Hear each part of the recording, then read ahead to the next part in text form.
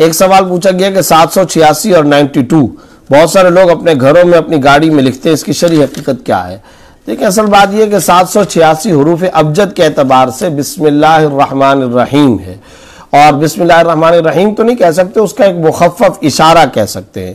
تو یاد رکھنا چاہیے کہ 786 یہ کوانٹٹی یا یہ عدد جب لکھا جاتا ہے تو یہ ہندسہ بسم اللہ الرحمن الرحیم کے قائم مقام نہیں ہو سکتا۔ بسم اللہ الرحمن الرحیم کا اپنا درجہ، اپنا مقام، اور آپ صلی اللہ علیہ وسلم نے کئی حدیث کے اندر فرمایا کہ من لم یبدأ بسم اللہ فهو اقطع فهو اجزم فهو ابتر۔ مختلف روایات ہیں کہ جو کام بھی اللہ کے نام پر یعنی بسم اللہ الرحمن الرحیم کہہ کر کے شروع نہ کیا جائے تو وہ دم بریدہ، کٹا ہوا اور ایک ایسا کام ہے جو کہ نقص والا ہے، ناقص کام ہوتا ہے۔ تو بسم اللہ الرحمن الرحیم کہنا سنت ہے، اور یہ سنت کب ادا ہوگی؟ جب بسم اللہ الرحمن الرحیم ہی پڑھا اور لکھا اور کہا جائے۔ البتہ ہوتا یہ ہے کہ بعض اوقات خط پر یا کاغذ پر 786 اس وجہ سے لکھ دیتے ہیں کہ اگر پورا بسم اللہ الرحمن الرحیم کا جملہ لکھیں گے تو اس کی بے حرمتی کا خطرہ ہوتا ہے۔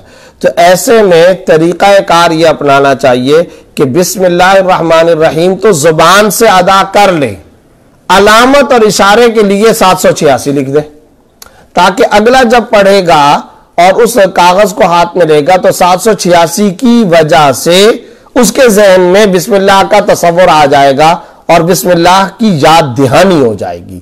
تو یہ گویا کہ بسم اللہ کے لیے ریمائنڈر کا کام دے گا، اور جب بسم اللہ الرحمن الرحیم اس کو یاد آ جائے گی تو امید ہے کہ وہ بسم اللہ الرحمن الرحیم پڑھ لے گا۔ اس نیت سے 786 لکھنا درست ہے۔ لیکن اگر کوئی شخص یہ سمجھتا ہے کہ یہ باقاعدہ بسم اللہ الرحمن الرحیم کے قائم مقام یا اس کا خلیفہ و جانشین ہے تو یہ بات درست نہیں ہے۔ صرف اور صرف آپ بے حرمتی سے بچانے کے لیے بسم اللہ الرحمن الرحیم کے بجائے 786 لکھتے ہیں تو شرعاً جائز ہے، اس میں کوئی حرج نہیں۔ لیکن سنت کب ادا ہوگی؟ جب باقاعدہ آپ زبان سے بسم اللہ الرحمن الرحیم ادا کریں۔